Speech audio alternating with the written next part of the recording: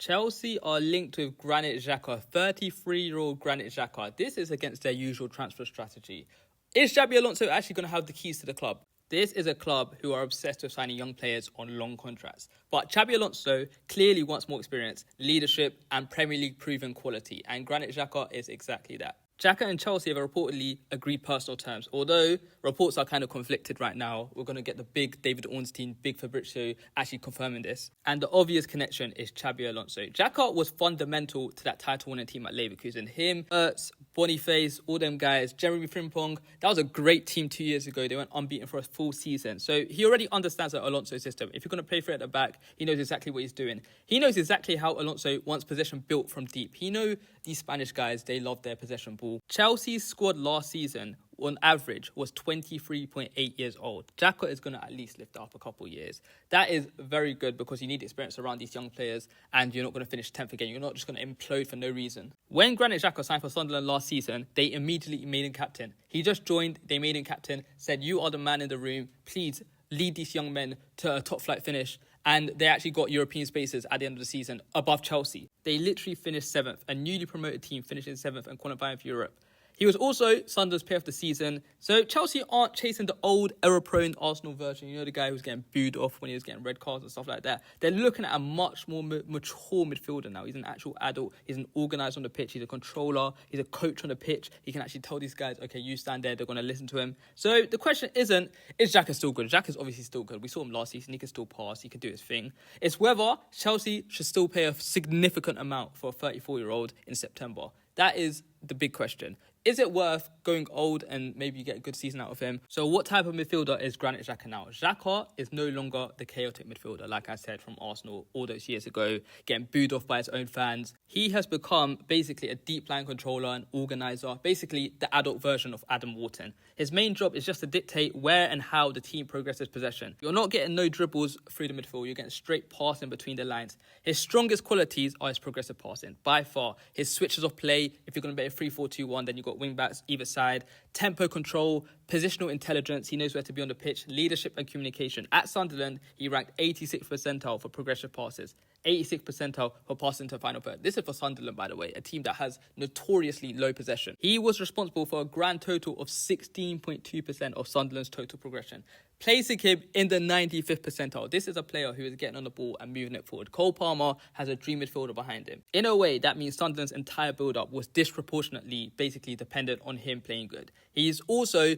very good defensively. Very, very, very good defensively through his anticipation. He was very high for recoveries, clearances, block shots, aerial duels as well, which is very important. You don't want to be a soft team. I like the way for Sunderland he used to drop in between the centre-backs and become an additional defender. But he is not a classic ball-winning number 6. So obviously Caicedo is going to still have to do all that stuff. His ground duel and tackling numbers are very ordinary. Obviously he's not got the legs that he once had. He protects the defence by reading situations early rather than slide tackling everywhere like bloody N'Golo Kante. He is also not very press resistant through dribbling. He can't run with it anymore. He is very, very, very slow. He is like the old guy you see at goals who you can't get the ball off, but he's just doing this thing. He can't dribble though to save his life. He can't beat pressure with dribbles, but he can through scanning, body position and quick distribution. So he's like a quarterback on the pitch, with the mentality of a captain. He's a very important player that every single good team actually ends up having, like a Tony Cruz, whatever. Now, how would Xhaka fit in a Xabi Alonso system at Chelsea? The transfer makes a lot of sense if you look at it through Xabi Alonso football, modern day Xabi Alonso football. Alonso wants his team to build through a central double pivot. One midfielder controls possession while the other provides mobility and defensive protection. So I'm going to guess that's going to be Caicedo, obviously. Maybe that deems Enzo a bit surplus to requirement, but that's a story for another day. Hopefully you get your 100 million. At Leverkusen, Xhaka was the controller. He would drop towards the centre-backs, give them a reliable route through the first line of pressure, so he would just say, give me the ball. He's the type of guy who would have 140 touches every single game. His positioning allowed Leverkusen's wing-backs, especially Jeremy Frimpong and Grimaldo, to just get so high up the pitch and attacking midfielders to get higher up the pitch. That's why you saw Wirtz having so many touches in the 10, getting the ball fired through him, and why he was not good for Liverpool, because bloody Gravenberch just wants to dribble all the time. No passes through midfield. So he could find them through line-breaking passes, diagonal switches, passes into the channel, even for the strikers, quick changes of direction. Xhaka is a player who understands exactly when Alonso wants a game accelerated or slowed down. That is a skill. Not many players have it. You just have to have it in your brain. You can't just learn it on the football pitch. You have to have a football brain, know when to play fast, when to play slow, when to play one touch, two touch. You know what I mean? Chelsea last season often had possession under Enzo Maresca actually at one point without properly controlling matches, so you're getting counter-attacked constantly. Xhaka wouldn't necessarily make Chelsea a faster team per se, but he would make their possessions way more purposeful and way more organised. Some actual direction of, okay, this is a play that I've seen before in game week 1. It's happening again on game week 24. That is how Xabi Alonso football is. It's very methodical. He can direct the younger players around him and correct their positioning during the match. He's like a coach on the pitch. I'm pretty sure he done his badges at Arsenal as well. He also knows how Alonso wants the team structured after losing possession.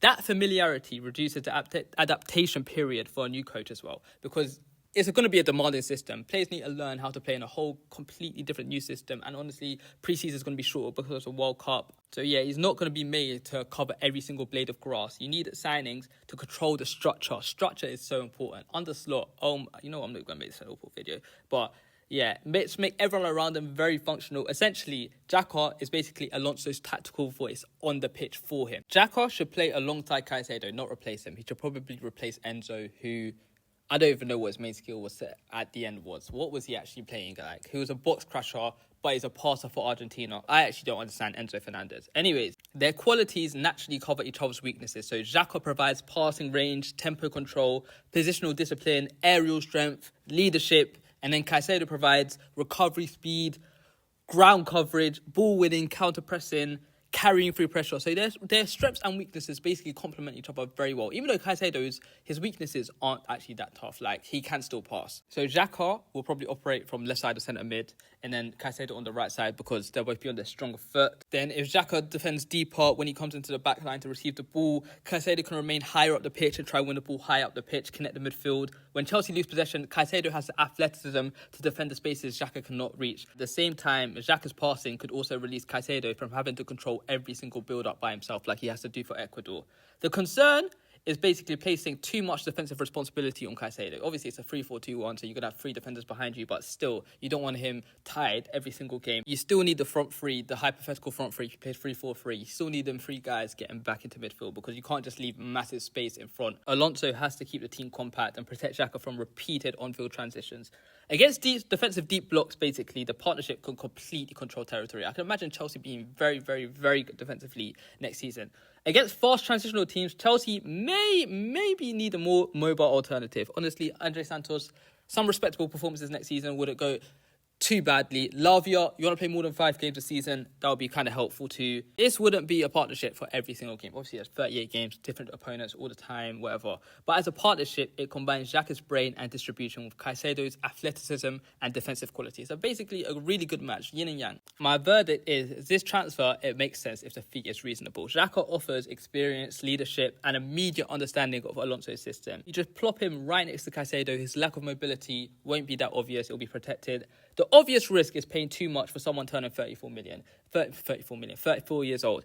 If he costs like 30 million or something like that, then I kind of get it. But Chelsea will be buying short-term solution with no retail value. So you better hope he's good for at least 2 years. Maybe the first season, when there's no UCL, he could be good every single week.